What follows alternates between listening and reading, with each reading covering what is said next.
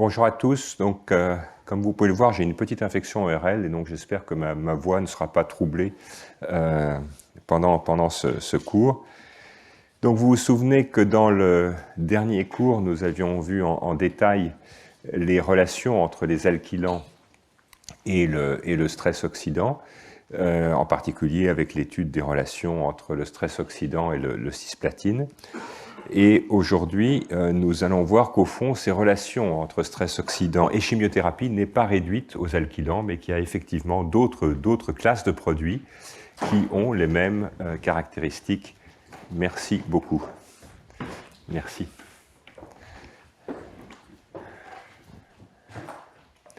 Et donc, nous avions terminé le cours précédent en disant qu'une autre classe extrêmement utilisée et connue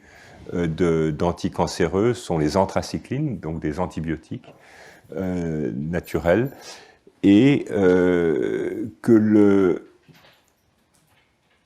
pour ces anthracyclines, plusieurs modes d'action ont été proposés sans qu'on ait pu vraiment trancher sur celui qui était ni le plus important dans la vraie vie, ni celui qui était responsable des effets anticancéreux. Parmi ceux-ci, il y a l'interférence avec la chaîne respiratoire, on verra tout à l'heure comment. Le modèle classique qui a été impliqué, y compris dans la toxicité, c'est l'action sur les topoisomérases, et pour ceux d'entre vous qui ont suivi les cours des années précédentes, vous vous souvenez peut-être que ces anthracyclines sont capables de bloquer la topoisomérase 2, et ce faisant, ils vont induire des cassures de l'ADN et par ailleurs créer des adduits covalents entre la molécule de topoisomérase 2 et l'ADN. Et également, ces agents, comme on va le voir dans un instant, sont des intercalants, et cette capacité à rentrer dans la chaîne, dans la profondeur de la chaîne d'ADN, a des effets, entre autres, sur le contrôle de la transcription. Mais déjà, une des indications que l'explication classique par l'empoisonnement des topoisomérases n'est pas le seul mode d'action de cette classe de produits qui est extrêmement efficace et extrêmement utilisée en clinique, c'est qu'ils ont des effets beaucoup plus intenses que des inhibiteurs purs de topoisomérase 2, comme les toposides. Et non seulement ils ont des effets beaucoup plus intenses, mais en plus, il existe des synergies entre les toposides, donc le prototype des inhibiteurs de topoisomérase, et les anthracyclines, ce qui suggère donc que tout ne passe pas par l'inhibition des topoisomérases, mais qu'il y a d'autres effets de cette molécule qui sont importants. Alors là encore, une diapo montrant la structure d'un des chefs de file de ce groupe de produits qui s'appelle la doxorubicine. Là, vous voyez ce grand cycle, cette grande juxtaposition de cycles oxygénés, et puis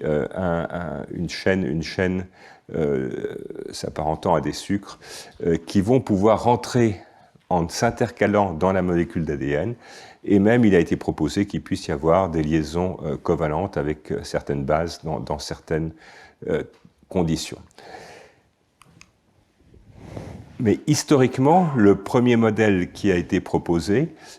avant que l'on découvre l'effet sur les topoisomérases, c'est en fait la capacité de ces anthracyclines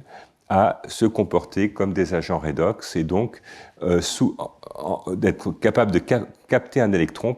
de changer, vous voyez, l'état de cet atome d'oxygène va changer, et donc on va avoir un radical libre semi-quinone, et ceci au sein de la mitochondrie, en particulier au sein du complexe 1 de transport des électrons, va induire un stress oxydant aigu, ce stress oxydant aigu étant responsable de toutes sortes d'effets, potentiellement des dommages à l'ADN, des changements dans l'expression des gènes, une désactivation aiguë de la fonction mitochondriale qui peut se traduire par un arrêt complet de la production d'énergie, voire par des mécanismes de ferroptose. Ce qui a été bien montré dans des situations cliniques, c'est qu'il va y avoir une accumulation de fer dans les mitochondries. Et bien sûr, ça doit vous évoquer le cours sur la ferroptose, en disant que l'accumulation de fer dans les mitochondries pouvait être à l'origine de cette mort induite par les anthracyclines. Et à ce cet égard, des travaux ont montré qu'il y avait une régulation de l'activité cytotoxique des anthracyclines dans des modèles de souris, par modulation du transport mitochondrial du fer, et que donc si on allait diminuer l'expression des transporteurs du fer dans la mitochondrie, on allait diminuer la toxicité aiguë induite par les anthracyclines. Donc ça, c'était le modèle classique, celui qu'on trouve dans tous les textbooks. Néanmoins, tous les textbooks disent qu'en fait, on ne comprend pas très bien et qu'il y a plusieurs modes d'action qui ont été proposés dont on ne connaît pas la contribution relative aux effets de ce groupe de produits. Et puis plus récemment, un certain nombre d'équipes, dont la mienne, se sont intéressées à une autre anthracycline, donc un autre antibiotique naturel, très proche dans sa structure des autres, donc c'est la même famille chimique. Et cette molécule, pour des raisons historiques, est très largement utilisée en Extrême-Orient, c'est-à-dire en Chine et au Japon, entre autres pour le traitement des leucémies aiguës myéloïdes, comme on utilise en Europe la donorubicine pour le traitement de ces mêmes maladies. Et comme on va le voir, il y a un certain nombre de différences importantes entre cette molécule et le chef de file de cette famille, donc la donorubicine ou la doxorubicine. Et en particulier, on va voir que ce produit induit beaucoup moins de cassure de l'ADN que la doxorubicine, qu'il n'induit pas d'insuffisance cardiaque. Et l'insuffisance cardiaque, en réponse aux anthracyclines, est une complication majeure du traitement et qui est une contre-indication chez un assez grand nombre de patients dont l'état cardiaque conduirait à une insuffisance cardiaque en réponse à ce type de traitement. Il n'induit pas non plus de stérilité, ce qui suggère que ce produit, bien qu'actif, finalement est dépourvu d'un certain nombre des effets toxiques des autres membres de cette famille d'antibiotiques. Ce qui pose évidemment la question de la base de ces effets biologiques, et on va voir quelques éléments. Et comme d'autres produits, comme l'actinomycine D, qui est un autre antibiotique anticancéreux, il va y avoir des effets intercalants, en particulier des effets sur la synthèse des ARN ribosomiques, donc ces ARN produits dans le nucléole qui vont servir à la formation des ribosomes. Il y a, on va le voir, des modifications profondes de la chromatine et de l'expression des gènes qui traduisent probablement la capacité de ces molécules à être intercalantes. Et enfin, les travaux de l'équipe de Guido Kramer à Paris ont montré que ce type de molécule est capable d'induire une mort immunogénique, et donc qui contribuerait à une mort qui est capable d'activer le système immunitaire. Ce système immunitaire permettant ensuite de contribuer à la réponse anticancéreuse. Alors voilà les structures des différents membres de cette famille. Les molécules classiques, la doxorubicine, la donorubicine. Il y a également des équipes qui utilisent l'épirubicine, l'idarubicine. Vous voyez que ce sont des molécules extrêmement proches par leur structure. Et l'aclarubicine, dont vous voyez que le noyau central au fond est le même, et puis qu'il y a cette chaîne de sucre plus importante avec trois cycles qui sont associés. Et juste à titre d'exemple, on a représenté ici les toposides, donc inhibiteurs purs cette fois-ci de l'activité des topoisomérases. Et ça, ce sont des travaux qui ont été publiés il y a quelques années par une équipe hollandaise dans PNAS. Quand on regarde maintenant des marqueurs, des cassures à l'ADN, des marqueurs de ce qu'on appelle le DNA damage, eh bien, comme par exemple une histone particulière qu'on appelle le H2AX, dans sa forme phosphoridée, eh bien, on voit que les inhibiteurs purs de topoisomérase, comme les toposides, comme la doxorubicine, vont induire des dégâts massifs à l'ADN, alors que la clarubicine, elle, se comporte comme le contrôle, donc n'induit pas ces cassures de l'ADN. Et si on regarde un autre critère, cette fois-ci, qui est la formation la cassure de l'ADN par exemple par des tests de comètes, eh bien on va voir là encore que des inhibiteurs purs de topoisomérase comme les toposides vont induire des cassures massives, alors que la clarubicine, elle, comme le contrôle, respecte l'intégrité de cette molécule d'ADN. Ce qui veut dire qu'effectivement, à travers ces observations, on s'écarte du modèle classique, si j'ose dire, dans lequel ce groupe d'antibiotiques en fait induit une toxicité relativement spécifique des cellules cancéreuses par l'intermédiaire de l'induction du DNA damage ou des cassures de l'ADN. Alors, ça c'était dans des modèles cellulaires. Rien ne vaut la vraie vie, et donc la vraie vie, en l'occurrence, ce sont des modèles de souris pour lesquels on a pu inactiver un des deux allèles du gène P53. Ces souris sont donc extrêmement susceptibles au développement des tumeurs, parce qu'évidemment, il suffit qu'une cellule perde le deuxième allèle de P53 pour se mettre à proliférer rapidement et pouvoir être à l'origine de tumeurs. Et donc, dans cette expérience, ce que l'on voit, c'est qu'il y a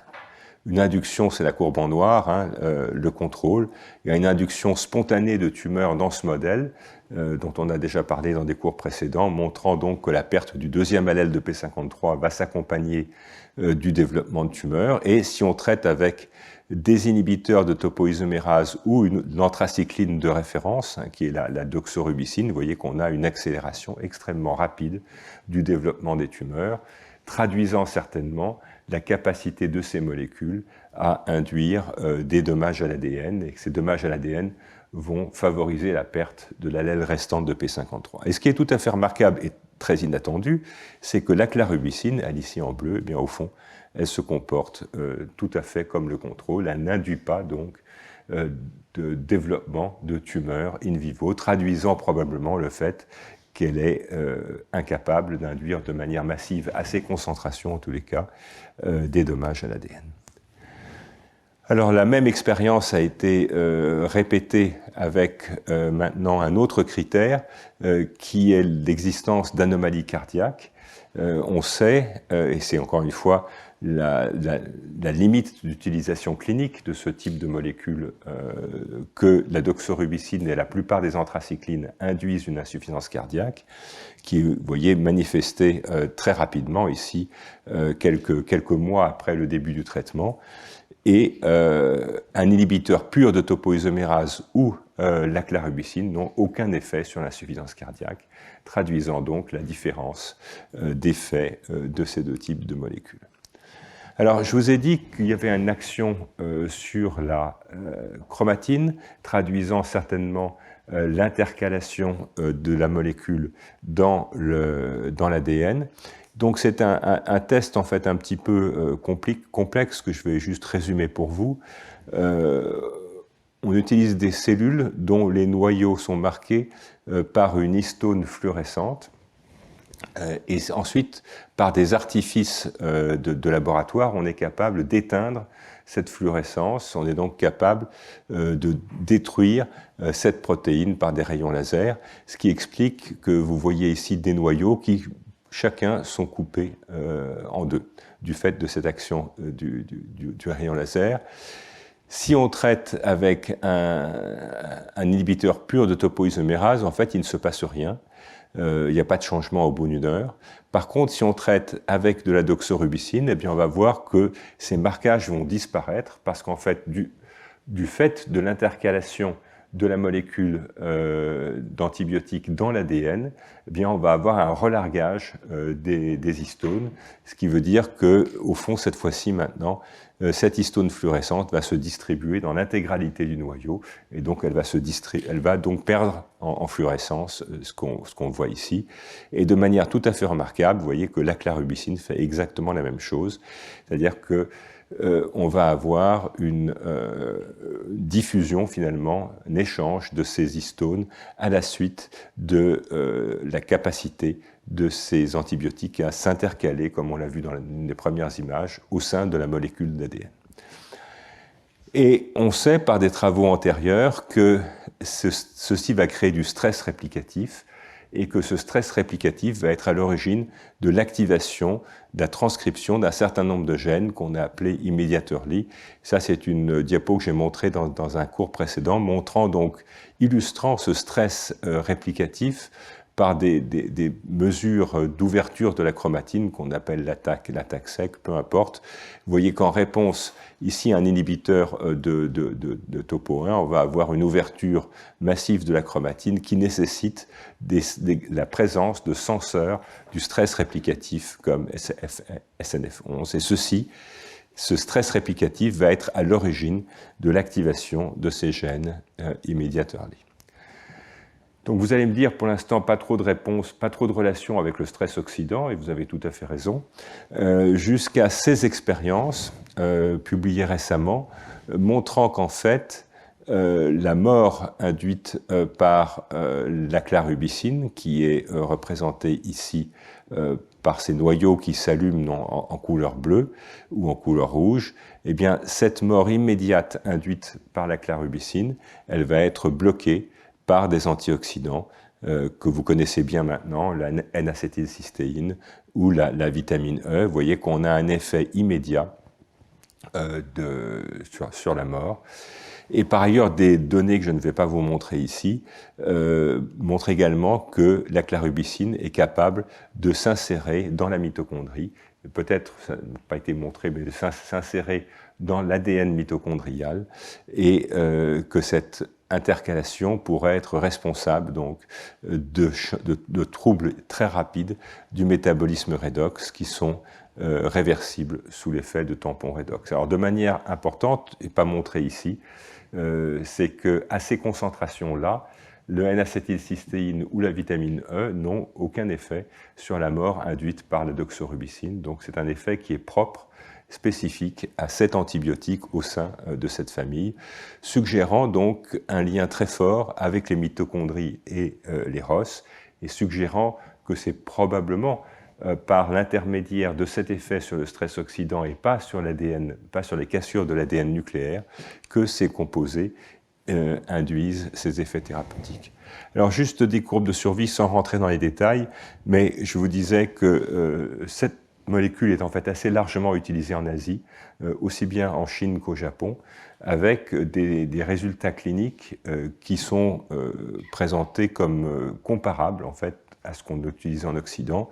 Néanmoins, comme toujours en médecine, eh bien, il faut qu'il y ait une comparaison directe qui soit effectuée à travers des essais cliniques qu'on appelle randomisés,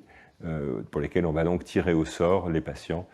pour un ou l'autre des traitements et pouvoir ensuite, à l'issue de l'étude d'un nombre élevé de patients, voir s'il y a une différence statistique entre les deux types de molécules, sachant donc au moins l'une des molécules a l'énorme avantage de ne pas avoir ou d'avoir peu de toxicité comparée à l'autre, et en particulier pas cette toxicité cardiaque. Et il y a des travaux effectivement qui montrent que même après une première exposition cardiotoxique à la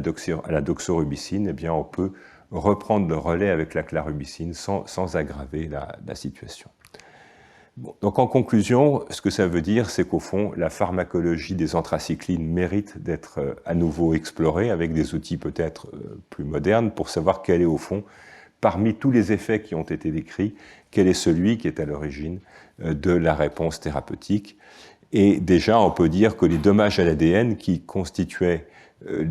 une des explications classiques de l'activité de ces produits, n'expliquent pas tous les effets thérapeutiques. Ils expliquent peut-être, en revanche, un nombre important d'effets secondaires. Et ces nouvelles molécules à effet dissocié pourraient avoir en fait une importance clinique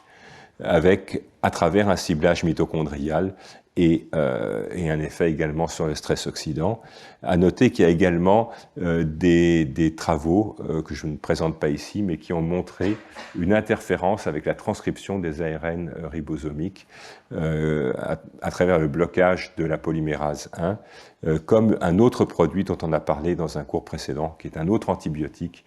qui s'appelle l'actinomycine D, et dont il a été montré qu'il avait, entre autres par des travaux du laboratoire, qu'il avait un effet antileucémique à travers donc, ce contrôle de la transcription des gènes, et également qu'il avait des effets sur le comportement mitochondrial. Alors, ça n'est pas tout, il y a d'autres produits dont on va parler rapidement, comme le 5-FU, 5-fluorouracile. 5-fluorouracile, ça a été considéré pendant longtemps comme l'un des prototypes des nucléotides anormaux qui allaient s'intégrer donc dans la molécule d'ADN, bloquer la synthèse de l'ADN et induire donc par là même du stress réplicatif. Alors, il a été montré qu'il existe une dépendance dans un papier classique, déjà ancien mais vraiment très important, qui a étudié sur des lignées cellulaires l'effet de l'inactivation de P53 ou de P21. Et ce que montrait cet article, c'est qu'au fond, eh bien, c'était un peu une réponse à la carte. C'est-à-dire que si on prend une anthracycline comme l'adriamycine, eh bien, la perte de P53 va sensibiliser à la mort immédiate en réponse à cette anthracycline. Inversement, si on prend un antimétabolite, ou quelque chose qui était essentiellement vu comme un antimétabolite, comme le 5-FU, ben là c'est exactement l'inverse. L'inactivation de P53 va conduire à un blocage complet de l'apoptose, ce qui veut dire qu'il faut absolument P53 pour induire cette apoptose immédiate.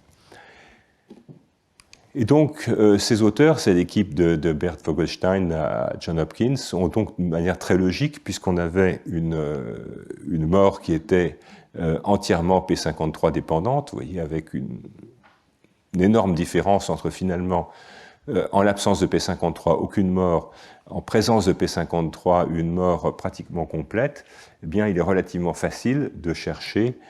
ensuite quels sont les gènes cibles de P53 qui pourraient contribuer ou réguler la mort. Et c'est ce qu'ont fait ces auteurs dans ce papier de Nature Medicine publié il y a 25 ans. Et finalement, ce qu'ils trouvent, c'est que ces gènes induits par le 5-FU, de manière P53 dépendante, il n'y en a pas tant que ça. Il y en a même un relativement petit nombre. L'un d'entre eux est très connu, hein, c'est l'inhibiteur de cycle P21, qui est probablement le gène le plus sensible à la variation de dose de P53 dans les cellules. Et ils se sont intéressés, au fond, à cette protéine, la ferredoxine réductase, qui, comme vous pouvez le voir ici, est en fait régulée de manière extrêmement forte en présence de P53 et quasiment pas régulée en l'absence de P53. C'est donc un gène cible primaire très, très dépendant de P53 pour son induction en réponse au 5-FU. Et ce que ces auteurs ont pu retrouver, c'est qu'au fond, ce gène, en abrégé FDXR, est un gène mitochondrial. C'est un gène qui participe à la formation des clusters fer-soufre au sein de la mitochondrie, donc c'est un gène qui va être extrêmement important pour la régulation du stress oxydant. Et c'est un gène pour lequel l'effet de dose est extrêmement important, c'est-à-dire que la surexpression est très toxique et va conduire à l'apoptose. C'est probablement ce qui se passe quand on traite au 5-FU et que l'on induit la transcription de ce gène. Mais à l'inverse, c'est un gène essentiel chez la levure et également essentiel pour des cellules de mammifères. Si on inactive complètement ce gène, eh bien, les cellules ne poussent plus. Donc un gène, vous voyez, dont la dépendance en termes de dose est très importante. S'il n'y en a pas, la cellule meurt, et s'il y en a trop, la cellule meurt aussi. Et ils ont eu beaucoup de chance, en fait, parce que dans la lignée cellulaire qu'ils utilisaient, qui est une lignée de cancer colique, en fait, il y a 3 copies du gène, ce qui leur a permis de réaliser, en fait, des inactivations séquentielles et de bloquer 2 des 3 copies du gène. Et si on ne bloque qu'une copie, il ne se passe rien. Si on bloque les 3 copies, les cellules meurent. Et si on a finalement cet hypomorphe dans lequel on a réduit le dosage génique d'un facteur 3, eh bien on va avoir cette fois-ci une réponse extrêmement claire avec un stress oxydant majeur induit par le 5-FU et en l'absence de P53 ou avec une diminution du dosage génique de cette protéine FDXR, eh bien, on a cette fois-ci plus de stress mitochondrial observé. Ce que ça veut dire donc, c'est que ce 5FU, dont on avait longtemps pensé qu'il était essentiellement un antimétabolite, qu'il allait bloquer la synthèse de l'ADN, en fait, il a également un rôle absolument majeur sur la production de ROS, et que par ailleurs, cette production de ROS est liée à la mort, puisque vous voyez que dans les cellules parentales, on va avoir des dégâts importants. Et compte tenu du rôle de cette protéine dans le stress oxydant, eh bien, les auteurs ont cherché à voir si cette mort induite par le 5FU pouvait être modulée par des antioxydants. Et sans rentrer dans les détails, ils ont pu montrer qu'effectivement c'était le cas, à condition que ces antioxydants soient ciblés sur la mitochondrie. Donc on couple ces antioxydants à un signal d'adressage vers la mitochondrie qui va permettre le sauvetage finalement des anomalies redox induites par le traitement au sein de la mitochondrie. Et qui plus est, donc ça c'est un premier critère qui est la mort immédiate. Cette mort immédiate va rendre compte évidemment d'une partie de la toxicité. Et ils ont également regardé un autre critère plus stringent qui est la capacité à pousser ce qu'on appelle le pouvoir clonogénique. Et vous voyez que dans les contrôles, eh bien, on a des petits clones, ce qui veut dire que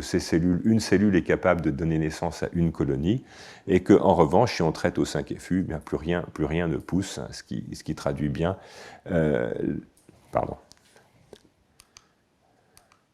la mort de ces cellules.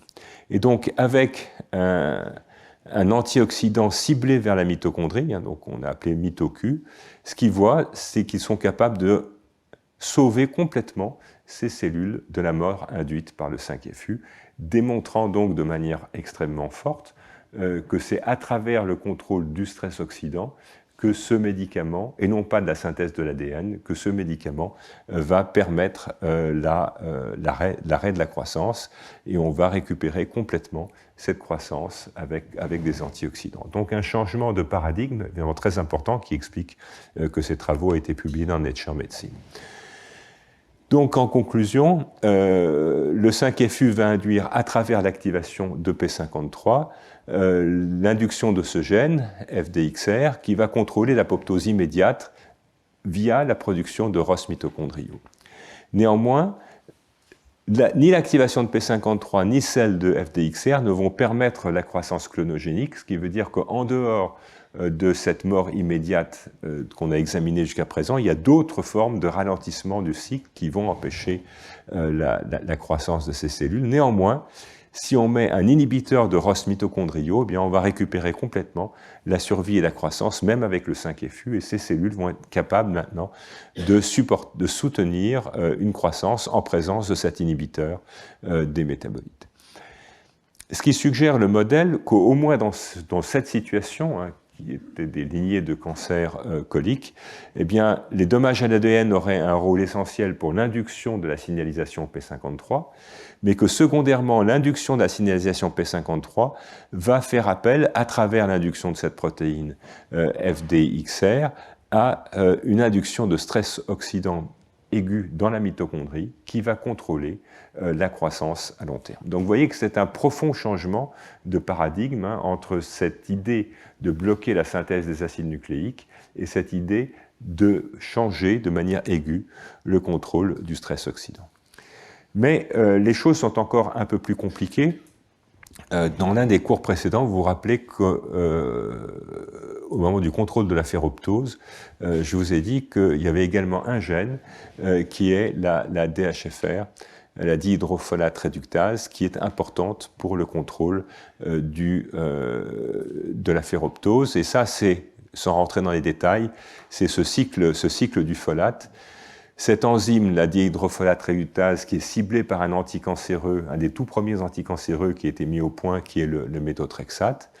Et par ailleurs, le 5FU cible la thymidylate synthase, cette enzyme-là, qui va être responsable donc du passage de l'UMP au TMP, pour donner donc les précurseurs de nucléotides. Et donc, vous voyez qu'on retrouve finalement, lié à tout ce contrôle du cycle redox, deux anticancéreux majeurs dont on avait pensé pendant longtemps qu'ils étaient principalement actifs pour la synthèse de nucléotides. C'est le modèle classique, en disant qu'au fond, quand on bloque cette chaîne, on va bloquer du coup l'action de la thymidine synthase et empêcher la synthèse de nucléotides. Mais en fait, il y a d'autres explications possibles, et en particulier, le 5FU va bloquer cette enzyme. Bloquant cette enzyme, il va bloquer tout ce cycle, et donc bloquer la capacité de fabriquer des antioxydants, et en particulier un antioxydant dont on a rapidement parlé au moment du cours sur la ferroptose, qui s'appelle BH4, et qui est un inhibiteur puissant de la ferroptose. Et également, toute cette chaîne, vous voyez à la fin, va conditionner la synthèse de la cystéine, dont vous vous souvenez qu'elle est l'une des pièces maîtresses de la fabrication du glutathion. Et donc, on est en train aujourd'hui de réfléchir à une nouvelle vision, finalement, là aussi, de cette pharmacologie, avec des médicaments qui sont très largement utilisés, des médicaments qui sont actifs, qui guérissent des patients, dont on avait pensé, au fond, que la cible était la synthèse de nucléotides, mais qui pourrait, en plus de ce métabolisme des nucléotides, avoir un rôle fondamental sur le contrôle du redox à travers donc la capacité d'entretenir ces chaînes métaboliques et de synthétiser des dérivés qui sont comme le BH4, qui sont directement synthétisés sous l'effet de la dihydrofolate réductase. Alors la comparaison ne s'arrête pas là. Vous voyez que dans cette pharmacologie revisitée des anticancéreux, on s'est également intéressé aux dérivés qui sont capables d'interagir avec les microtubules. La molécule historique, c'est la vincristine, qui a cette structure extrêmement compliquée. C'est une diapo prise d'un de mes cours précédents et qui montre bien le rôle du hasard dans la médecine, puisque cette molécule a été en fait isolée à partir d'un crible dans lequel on se proposait de chercher des antidiabétiques. Et en cherchant à trouver un antidiabétique, on a en fait trouvé un très puissant anticancéreux qui va inhiber la polymérisation de la tubuline. Et donc le modèle simpliste qui avait été proposé à l'époque, c'est que l'inhibition de la synthèse de la tubuline va empêcher le déroulement de la mitose. Néanmoins, on s'est assez vite aperçu que ces produits sont également très neurotoxiques. On s'est dit, mais au fond, le neurone, c'est une cellule qui a des prolongements extrêmement importants, et donc les transports intracellulaires qui nécessitent des microtubules sont également importants. Et puis, ça s'est tiré d'une revue un peu plus récente, on s'est aperçu que les microtubules que vous voyez représentés ici en bleu, en fait, ils ont des tas de fonctions. Bien sûr, la fonction historique, qui est celle à laquelle on avait pensé au départ, c'est la mitose et le cycle cellulaire, mais il y a également des fonctions extrêmement importantes sur l'intégrité de l'ensemble de la cellule, le style primaire, le transport neuronal, le transport intraflagellaire, la motilité cellulaire et d'autres. Et puis, on s'est aperçu, ça c'est des travaux il y a une vingtaine d'années, qu'en fait, un dérivé bien connu qui inhibe la polymérisation des microtubules, qui s'appelle le Taxol, très largement utilisé en clinique aussi, eh bien ce Taxol est capable d'induire des ROS, et ce de manière extrêmement puissante. Et sans entrer dans les détails, on s'est aperçu qu'en fait, la polymérisation des microtubules était très importante pour la stabilisation d'une protéine qui s'appelle RAC1, qui est un cofacteur des NADPH oxydase. Et donc, en traitant des cellules de Taxol, au fond, on va activer les NADPH oxydases, et ces NADPH oxydases vont se mettre ensuite à créer la cascade habituelle de radicaux O2 points qui vont être secondairement transformés en oxygénés. Cet oxygéné étant capable, et c'était le but de ce papier, de fonctionner à distance. Et effectivement, très bonne indication dans ces travaux du rôle du stress oxydant dans la toxicité du Taxol, c'est que cet effet du Taxol passant par la production d'espèces oxygénées, eh bien, elle va être modulée par la superoxyde dismutase ou par la catalase, qui vont donc respectivement favoriser ou détruire ces radicaux oxygénés. Et ces travaux donc soulignaient le fait que, au fond, dans beaucoup de situations, certaines chimiothérapies, et ça semble être le cas du Taxol, ne diffusent pas forcément très bien au-delà du vaisseau. Ils vont pouvoir diffuser donc un petit peu à partir du vaisseau, mais que par contre, l'eau oxygénée qui est produite en réponse au Taxol, l'eau oxygénée, elle, est capable de diffuser beaucoup plus profondément, et ça pourrait expliquer donc une partie au moins de l'efficacité de ce groupe de molécules. Donc, en conclusion pour cette partie,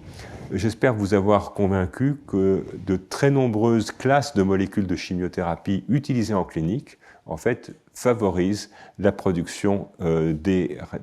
espèces dérivées de l'oxygène, des ROS, et que ceux-ci participent à leurs effets thérapeutiques, ce qui oblige au fait de revisiter cette pharmacologie classique qui était essentiellement ciblée sur la synthèse de l'ADN, la capacité de répliquer l'ADN par toutes sortes de méthodes, mais qu'il y a probablement une autre facette dans l'histoire qui passe par la création de stress oxydants. Et donc, ces chimiothérapies ne ciblent pas seulement la synthèse ou l'intégrité de l'ADN, et ce ne sont pas seulement les altérations de l'ADN qui en découlent qui vont être responsables de la mort des cellules cancéreuses. Alors, au-delà de ça, figure prise dans une très brillante revue de Chris Marine, qui examine donc les différents types de mécanismes associés à la résistance au traitement anticancéreux. Et les modèles classiques, au fond, étaient des modèles génétiques. C'est ce qu'on observe dans les résistances, par exemple, aux thérapeutiques ciblées,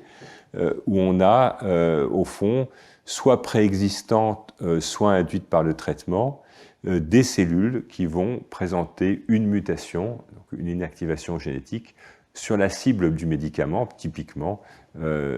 sur une kinase qui est visée par un inhibiteur de kinase. Et donc, sous l'effet de la pression de sélection induite par le médicament, eh bien, ces cellules mutées, ici en orange, vont s'expandre et finalement contribuer à la résistance thérapeutique. Encore une fois, que la mutation soit préexistante ou que la mutation soit éventuellement induite par le traitement. Et donc, à côté de ces mécanismes classiques qui existent et qui sont extrêmement bien documentés, ce que cette étude propose, c'est qu'il va y avoir d'autres types de résistances qui peuvent être induites par ce qu'il appelait le transcriptional priming, c'est-à-dire une modification, par exemple, épigénétique, qui va conduire à un changement de la sensibilité de la cellule à un médicament, conduisant donc au moment de la résistance à un enrichissement de ces cellules modifiées épigénétiquement. L'autre manière de présenter le même concept est de dire qu'il peut exister une plasticité et que donc en réponse à un traitement, il va y avoir un mécanisme de dédifférenciation. Et cette cellule, au fond, qui est bipotente, qui a la possibilité de se développer, vous voyez, soit du côté plutôt bleu, soit du côté plutôt jaune, cette plasticité va induire une adaptation transcriptionnelle, et cette adaptation transcriptionnelle va conduire à l'expansion de cellules résistantes. Donc, parmi les mécanismes, on peut citer la diversité épigénétique et puis la plasticité cellulaire. Et à la lumière de ce que je vous ai présenté, eh bien, l'adaptation métabolique, et en particulier l'adaptation métabolique au stress oxydant, fait partie de ces mécanismes adaptatifs qui pourraient être développés pendant le traitement. Et à cet égard, en réponse aux oxydants, il y a un phénomène qu'on a appelé le priming des oxydants, qui est bien connu chez les plantes, qui fait qu'une plante, et par extension d'autres types de cellules qui a été exposée à des très fortes concentrations d'électrophiles ou d'oxydants, va développer une empreinte durable, probablement épigénétique, faisant qu'elle est capable de résister à des expositions secondaires. Et ceci, encore une fois, est très connu chez les plantes et a été fait l'objet d'essais d'utilisation pour induire une résistance à la sécheresse, en se disant qu'en particulier des graines qui auraient été exposées à un stress oxydant donneraient des naissances ensuite à des plantes adultes qui seraient beaucoup plus résistantes à la sécheresse, puisque la sécheresse va s'accompagner de stress oxydant. Et donc, quelle est la nature exacte de cette adaptation métabolique? Eh bien, on en connaît quelques exemples. Ça peut être des modifications épigénétiques. Effectivement, on connaît un certain nombre de modifications épigénétiques qui sont induites par le stress oxydant. Il a été décrit récemment une modification des histones par déglutation. Il y a des enzymes comme les DNA-méthyltransférases, dont on sait qu'elles sont régulées par l'exposition à des ROS mitochondriaux. Donc il y a déjà un certain nombre de boucles de régulation qui sont connues, qui pourraient donner naissance à des phénomènes d'adaptation. Et puis juste une illustration dont j'ai parlé dans un cours précédent, mais qui traduit bien donc ces mécanismes, c'est l'adaptation par les mitochondries. Des travaux de l'équipe de Jean-Emmanuel Sary, qui montrent que dans des cellules leucémiques, l'exposition à un antimétabolite, qui est un dérivé de cytosine, l'ARAC, eh bien, va conduire à une réponse mitochondriale. Donc ce stress par ces nucléotides modifiés va s'accompagner d'une accumulation de mitochondries, qui est mesurée ici, et cette accumulation de mitochondries va s'accompagner d'une induction des ROS. Et ce que Jean-Emmanuel Sary a pu montrer dans ses travaux, c'est qu'au fond, dans des situations cliniques chez les patients, eh bien, l'existence de cette adaptation qui va se traduire par une hyperactivation de la chaîne mitochondriale et du métabolisme OXPHOS, eh bien, est un facteur qui est très fortement associé à la résistance à la chimiothérapie conventionnelle dans ces leucémies. Et donc, dans cette adaptation non génétique, la capacité de relancer finalement la production mitochondriale et la production d'énergie venant des mitochondries fait partie de ces mécanismes de résistance à la chimiothérapie. Et dans les mêmes travaux, ce qu'il a pu montrer, c'est que ces mitochondries, au fond, stressées, qui vont se multiplier pour essayer de faire que la cellule survive, elles vont utiliser la capture des acides gras et la bêta-oxydation des acides gras comme manière de récupérer leur énergie. Et ceci se traduit en réponse à l'exposition à cet anticancéreux par une très forte augmentation du récepteur CD36, qui est le récepteur qui va permettre la reconnaissance et la capture des acides gras à l'intérieur de la cellule et qui va donc permettre de brûler finalement ces acides gras au sein de la mitochondrie pour que la mitochondrie et la cellule puissent survivre. Et effectivement, la preuve qu'il s'agit là d'un mécanisme d'adaptation, c'est que si on bloque de manière spécifique cette bêta-oxydation des acides gras avec un inhibiteur, eh bien on va conduire à une augmentation très forte de la mort cellulaire parce que ces cellules ne seront plus capables de métaboliser les acides gras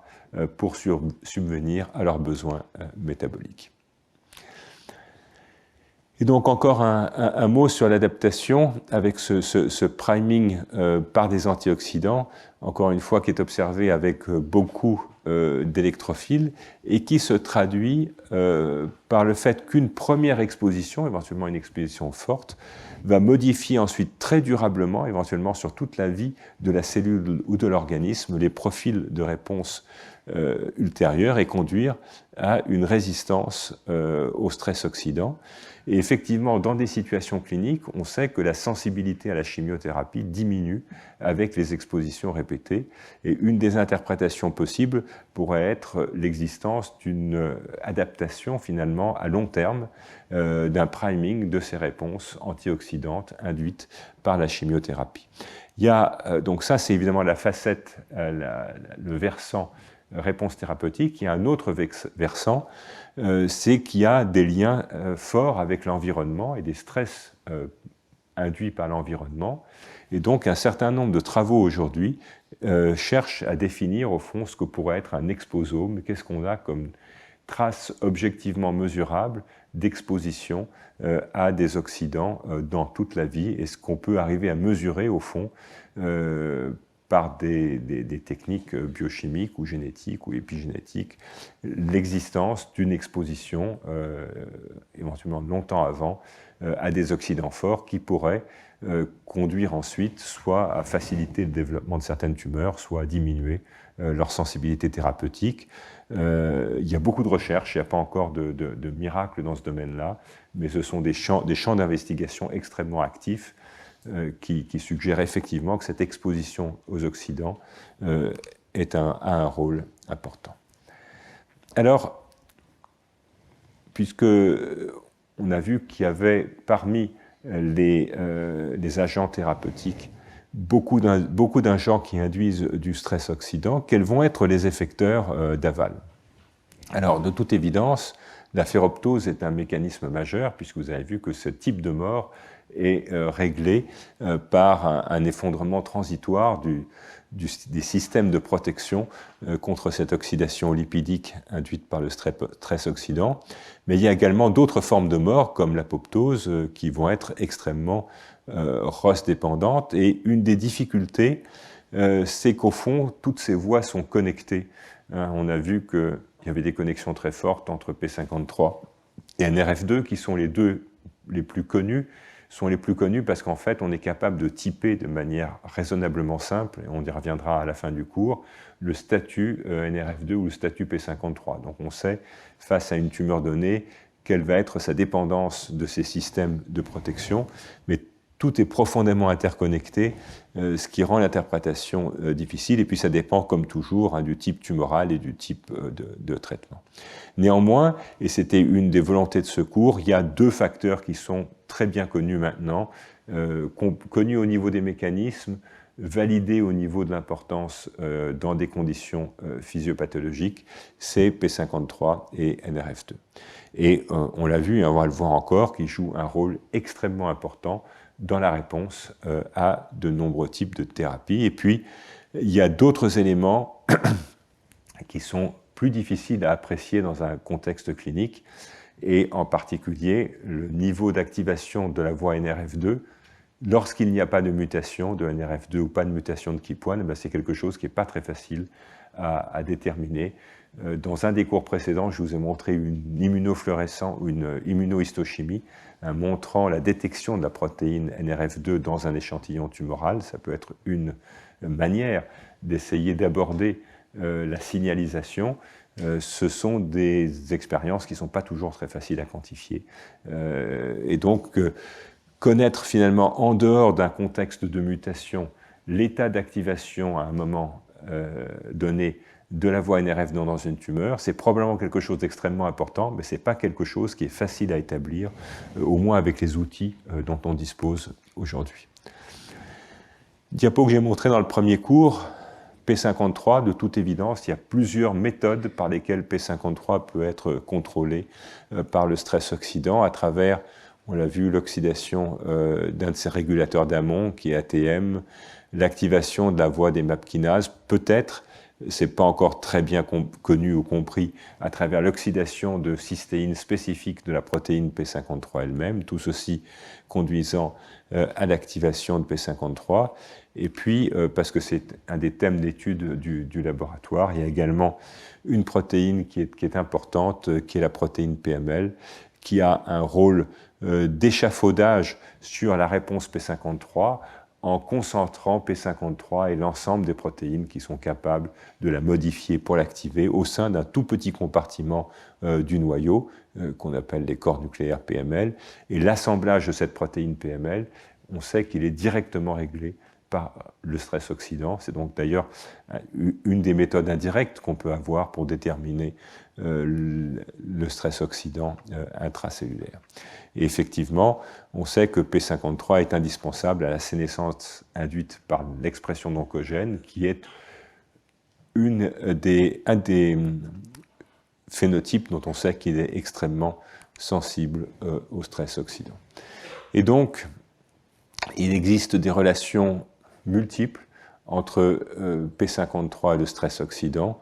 avec des régulations directes, comme l'oxydation des cystéines de P53, ou des mécanismes indirects, faisant par exemple appel à PML.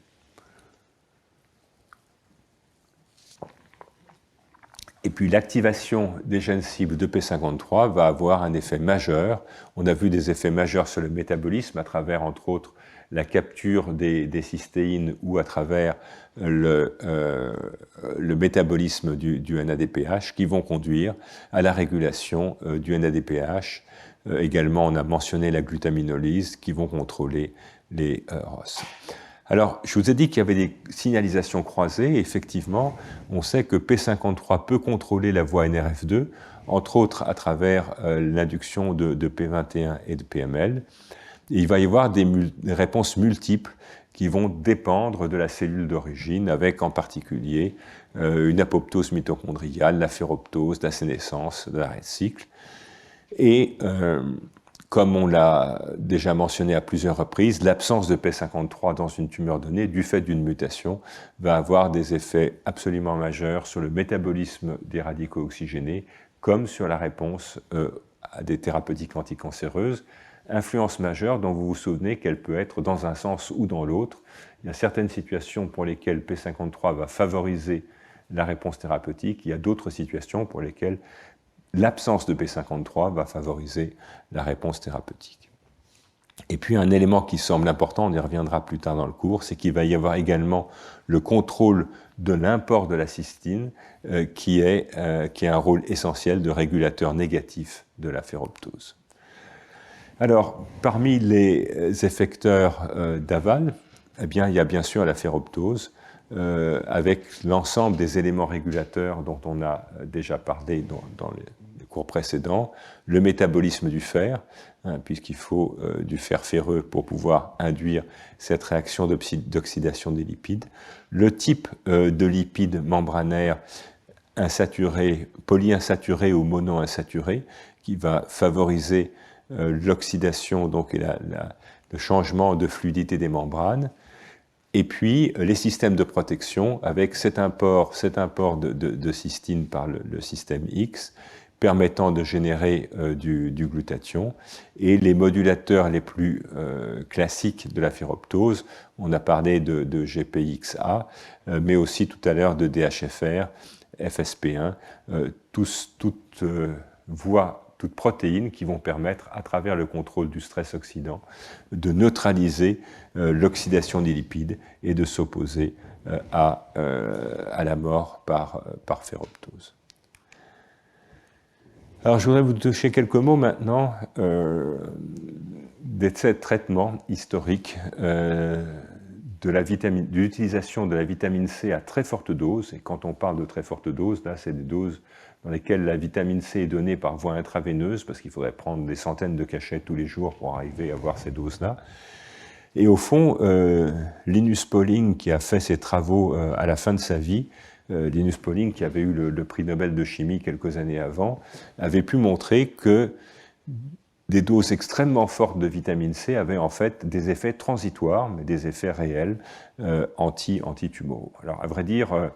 quand il a publié ses travaux il y a une cinquantaine d'années, beaucoup de gens se sont dit, bon, certes, c'est un prix Nobel, mais il est un peu vieux, et quand on est un peu vieux, on peut parfois publier des bêtises. Et donc, tout ça est tombé un peu dans l'oubli. Ça paraissait hallucinant qu'on puisse, avec une vitamine que des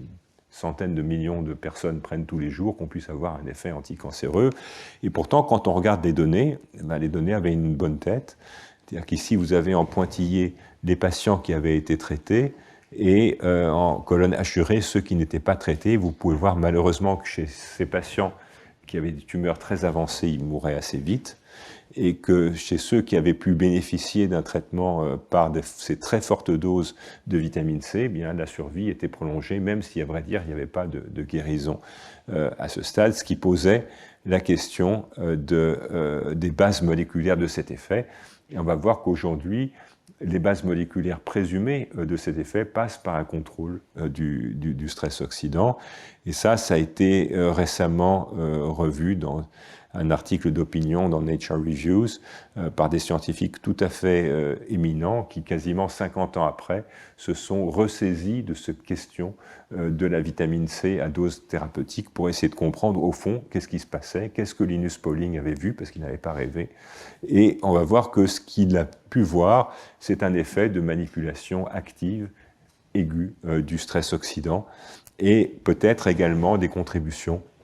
à une reconfiguration épigénétique et à un contrôle de signalisation spécifique comme l'hypoxie ou l'épigénétique. Alors donc, un schéma sans rentrer dans les détails qui vous montre qu'à très forte dose de vitamine C dans le sang, eh bien, on va modifier l'état d'oxydation du fer, on va passer sous l'état de fer ferreux, et ce fer ferreux circulant va permettre la création de radicaux oxygénés directement en extracellulaire, avec en particulier de l'eau oxygénée, H2O2, qui va être, vous rappelez qu'elle est capable de traverser les membranes, et donc elle va rentrer dans la cellule, et sous l'effet là encore du fer ferreux, elle va donner ces radicaux OH point qui vont conduire à de la ferroptose. Et puis en périphérie et en accompagnement de la modification vers le fer ferreux, on va avoir un dérivé de la vitamine C, donc DHA, qui, elle, contrairement à la vitamine C, est très activement et très efficacement internalisée dans la cellule par l'intermédiaire des transporteurs du glucose, qui va être à nouveau réduite en ascorbate et qui va du coup conditionner l'épuisement du tampon de glutathion intracellulaire. Et donc, finalement, par cet épuisement du glutathion intracellulaire, on va induire des ROS de manière absolument massive. En fait, avec cet antioxydant donné à des doses 1000 fois plus élevées que celles qui devraient être normalement circulantes, eh bien cet antioxydant, en fait, se comporte comme un oxydant. Il va imposer son pouvoir redox à l'ensemble de la cellule, et ça s'accompagne d'une production massive de ROS, qui, aujourd'hui, on le pense, serait à l'origine de cette réponse transitoire. Et puis, il y a d'autres types de réponses. Là, toujours la même chose, hein, la vitamine C ascorbate va agir sur l'état du fer et donc va faire passer le fer ferrique en fer ferreux qui va être sa forme active, et donc ceci va conduire à l'activation de toute une classe d'enzymes, en particulier ces enzymes TET, qui vont être responsables de la déméthylation de l'ADN. On va donc avoir un effet épigénétique extrêmement profond sur ces cellules en effaçant donc les marques de méthylcytosine. Et ceci est important parce que certaines de ces enzymes TET, comme TET2, sont des gènes qui vont être mutés, en particulier dans certaines formes de leucémie, et on a pu voir sur certains modèles de leucémie chez la souris qu'effectivement, on allait avoir une réversion finalement de ces anomalies induites par la mutation de TET2 dans ces systèmes. Et puis, on sait que dans des cellules extrêmement immatures, comme les cellules ES, la vitamine C à très forte dose va induire une reprogrammation vers un état plus jeune, ce que les Anglais appellent rejuvenation, et ceci va donc s'accompagner d'une reprise du trophisme, de l'efficacité d'un certain nombre de cellules, et ça a été proposé, entre autres, dans des cellules immunes, où ces cellules immunes vont retrouver une jeunesse qui va leur redonner une capacité à s'opposer à la tumeur. Et puis, dernière illustration, c'est un facteur de transcription très important, HFI1-alpha, qui va permettre finalement la détection de l'oxygène, du taux d'oxygène, et ça passe par des mécanismes qui font appel à l'oxydation de résidus de proline, réglés par le fer, par l'ascorbate, par l'oxygène, conduisant donc à ces modifications protéiques qui vont s'accompagner du recrutement d'une enzyme qui s'appelle VHL, conduisant à la dégradation par la protéolyse de ce facteur de transcription. L'élucidation du mécanisme de cette régulation du contrôle de l'oxygène a valu le prix Nobel il y a quelques années, entre autres à Bill Kaelin. Eh bien, on sait que ce mécanisme-là est très dépendant du taux d'ascorbate, du taux d'oxygène et de l'état du fer. Et donc, on a pu montrer que des doses extrêmement fortes de fer, d'ascorbate, pardon, de vitamine C, allaient s'accompagner d'une modification de cette signalisation, et ceci est important en particulier dans les tumeurs rénales pour lesquelles cette hyperactivation de la voie HIF1-alpha est centrale à la prolifération. Donc voilà 3 pistes, on ne sait pas encore laquelle de ces 3 pistes est responsable de cet effet, mais c'est encore une illustration du fait que de contrôler finalement l'état du redox in vivo va pouvoir avoir un bénéfice clinique, même s'il n'est que transitoire. Je voudrais finir en parlant rapidement de la radiothérapie, parce qu'en fait, je crois que le sujet est suffisamment important et j'en reparlerai probablement dans le cours de l'an prochain, mais je voulais vous donner une rapide illustration de ces relations qui existent et qui sont maintenant bien prouvées entre stress oxydant et radiothérapie, avec des impacts cliniques dont on verra quelques illustrations. Donc, à titre historique, évidemment, il s'agit du premier type de traitement loco-régional des cancers, mis au point, pas très loin d'ici, à l'Institut Curie, par Marie Curie, et Antoine Lacassagne, qui a eu la chaire de cancérologie du Collège de France à la fin des années 50. Il y a de nombreux types de rayonnements, nombreuses indications cliniques, et au fond, pendant assez longtemps, la radiobiologie s'est surtout concentrée sur les dégâts faits à l'ADN, puisqu'on sait en fait que les radiations sont capables de manière assez efficace de casser l'ADN. Et donc, pendant longtemps, ça a été une facette importante, pour ne pas dire principale, de l'étude des rayonnements. Et puis, des travaux plus récents ont insisté également sur le stress oxydant, puisque ces rayonnements dans la cellule sont capables d'induire des radicaux oxygénés,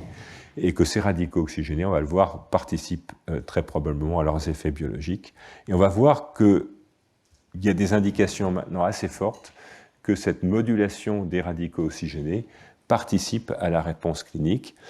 Par ailleurs, il peut y avoir des effets épigénétiques durables, des effets à distance mal compris, avec peut-être une composante immune qui intervient dans la réaction antitumorale.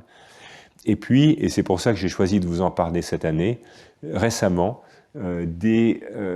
corrélations cliniques fortes montrant qu'il existe une relation étroite entre l'état d'activation de NRF2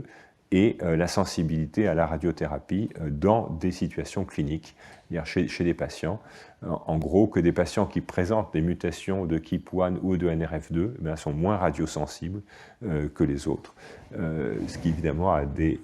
implications fortes au niveau de la manière dont on conçoit l'efficacité de ce traitement et bien sûr aussi de la prise en charge de ces patients.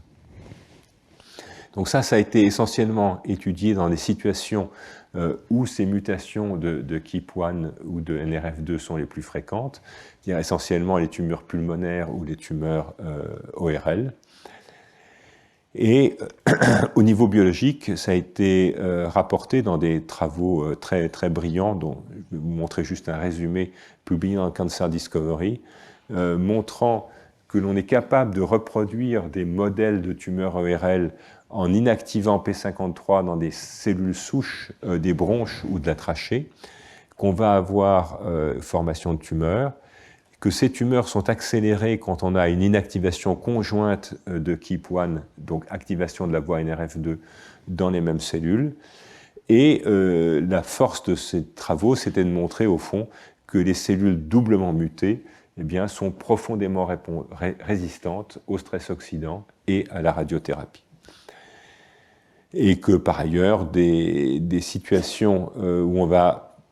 avoir une déplétion du glutathion vont restaurer en partie la sensibilité à la radiothérapie. Et on finira en montrant qu'effectivement, dans des séries cliniques, l'inactivation de la voie, l'activation de la voie NRF2 est en fait prédictive de l'évolution, c'est-à-dire de la résistance au traitement chez les patients, ce qui traduit donc, à mon avis, là encore, un changement de paradigme pour dire qu'il n'y a pas seulement les dégâts à l'ADN, ce qui ne veut pas dire que les dégâts à l'ADN n'ont pas d'importance, mais il n'y a pas que ça, et le contrôle du stress oxydant fait également partie des modes de réponse à ce type de thérapeutique.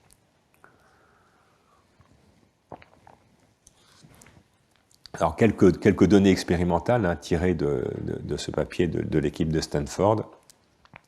Donc, ils partent de cellules souches de trachée et ils font ensuite de la culture clonogénique, donc en milieu semi-solide, dans lesquels la croissance de ces cellules souches va se manifester par le nombre et la forme de ces petites sphères, et en particulier le fait qu'on a, dans des situations normales, vous voyez, une cavité bien lisse, bien délimitée, qui traduit la croissance normale de ces cellules souches. Et puis, quand on a inactivé Keap1 et P53, maintenant, vous voyez que ces cavités n'en sont pas. En fait, les cellules poussent de manière anarchique et elles vont remplir la lumière de cette microstructure, traduisant donc la croissance anormale et désordonnée de ces cellules. Donc, la première chose, c'est qu'il y en a plus, avec la double mutation. La seconde, c'est qu'elles sont anormales puisqu'elles vont remplir la lumen, normalement, la cavité centrale. Et quand on regarde maintenant la croissance, eh bien, on voit que la croissance, avec la double inactivation de P53 et de Keap1, donc notez ici Kp, elles vont pousser beaucoup plus vite. Elles vont pousser beaucoup plus vite et elles vont être capables d'induire beaucoup plus de métastases à distance quand on les insère chez des animaux. Et puis, c'est probablement là la diapo la plus importante. On va avoir une réponse au stress oxydant sous la forme d'une réponse à l'eau oxygénée qui, avec la simple mutation de P53, conduit à un arrêt de la croissance qui est particulièrement net ici. Mais si on a une inactivation de P53 et de Keap1, donc si la voie NRF2 est constamment allumée, eh bien on va avoir cette fois-ci une insensibilité complète à ce traitement par l'oxygéné, ce qui montre bien en particulier que cette réponse ne dépend pas de P53, puisqu'en fait P53 est muté dans les deux cas de figure, enfin absent dans les deux cas de figure, c'est donc une autre voie qui est responsable de la réponse. Donc ça, c'est une illustration particulièrement nette et importante de cette résistance au stress oxydant. Donc là, on était dans des situations de réponse à des agents chimiques, et toujours en utilisant ce même critère de croissance clonogénique en milieu semi-solide, eh bien, les auteurs ont regardé la réponse à des doses croissantes de radiation, et lorsque P53 est le seul à être inactivé, eh bien, ces petites proliférations donc, de cellules souches trachéales vont directement s'arrêter de pousser avec des doses modérées de radiation. Et vous voyez que cette fois-ci, si on a inactivé en plus Keap1, eh bien on a une résistance complète, ce qui veut dire donc que la réponse à l'effet antiprolifératif des radiations dans ce modèle-là est dépendante, non pas de P53, non pas de dégâts à l'ADN, mais est vraiment dépendante du stress oxydant. Et effectivement, ils ont pu utiliser ensuite les deux astuces habituelles, soit de rajouter du N-acétylcystéine, et on voit qu'avec le N-acétylcystéine, on va sauver un certain nombre de ces sphères de cellules souches, et par contre, il ne se passe rien lorsqu'on a l'inactivation de Keap1, donc traduisant bien l'effet de protection par le stress oxydant dans ce système-là. Et puis, une autre astuce utilisée par ces auteurs a été d'utiliser l'inhibiteur de la pompe qui permet d'internaliser la cystéine à l'intérieur de la cellule, ce fameux système X dont on parlait tout à l'heure. Eh bien, ce système X, qui est fortement surexprimé dans les doubles mutants, va induire une sensibilité à la sulfasalazine, donc un antibiotique qui inhibe ce système d'import, qui va conduire à une perte forte de clonogénicité en présence de la double mutation. Bon, probablement les travaux les plus importants de cette étude, ce sont les travaux cliniques dans lesquels, dans le premier papier, donc, ces auteurs ont regardé chez ces patients traités par radiothérapie est-ce qu'il y avait une influence de du statut KEAP1-NRF2 sur la réponse locale, qui va traduire la réponse, puisqu'il s'agit d'un traitement loco-régional, évidemment, l'absence d'efficacité du traitement va se manifester par une rechute locale. Et vous voyez qu'il y a une différence considérable en présence de mutations touchant à l'activation de la basale de la voie NRF2. On a beaucoup plus de rechutes locales dans deux séries cliniques différentes. Et ces travaux ont été poursuivis quelques années après par la même équipe qui montre sur des cohortes cliniques différentes exactement la même chose, que là encore, l'inactivation de ce système de contrôle est associée à des rechutes cliniques beaucoup plus importantes. Alors ce travail qui est assez complexe, c'est pour ça que j'ai choisi de ne pas vous le présenter, montre, c'est qu'en fait le statut de la voie NRF2 n'est pas facile à déterminer, parce qu'en particulier, il peut exister des mutations de KEAP1 qui ne sont pas associées à une stabilisation de NRF2, et donc il faut arriver à, par des astuces de biologie cellulaire et de biologie moléculaire, de comprendre quelles sont les mutations importantes et quelles sont les mutations qui ne sont pas importantes. Mais si on se limite aux mutations fonctionnelles, on voit des réponses, des différences extrêmement claires, et là aussi uniquement sur la rechute locale après radiothérapie. Et de manière importante, ces mêmes travaux ont montré que maintenant, si on regarde des patients qui ont été traités uniquement par des approches chirurgicales, eh bien là, il n'y a pas de différence, ce qui veut dire que ce n'est pas que la tumeur est intrinsèquement plus agressive, c'est que l'agressivité, si j'ose dire, son pouvoir pathogène est la même, simplement elle est résistante à la radiothérapie. Et c'est pour ça qu'on va avoir des rechutes. Et ces travaux, également, on ne va pas rentrer dans les détails, on en parlera peut-être l'an prochain, montrent qu'en fait, dans cette situation-là, il y a une dépendance forte à la glutamine qui va permettre de favoriser la cystéine et de contrôler les ROS, et que donc on pourrait imaginer utiliser des inhibiteurs de l'import de l'activation de la glutamine, tel que celui qui est représenté ici, qui dans ces modèles cellulaires va effectivement avoir un effet d'activation synergique avec la radiothérapie. Alors, est-ce que tout ça, c'est vrai dans la vraie vie, et quels sont les impacts possibles? Et en fait, c'est des travaux publiés il y a une vingtaine d'années qui ont eu pas mal d'impact à l'époque, qui ont cherché, encore une fois, à une époque où on pensait que les antioxydants étaient bons dans tous les cas de figure,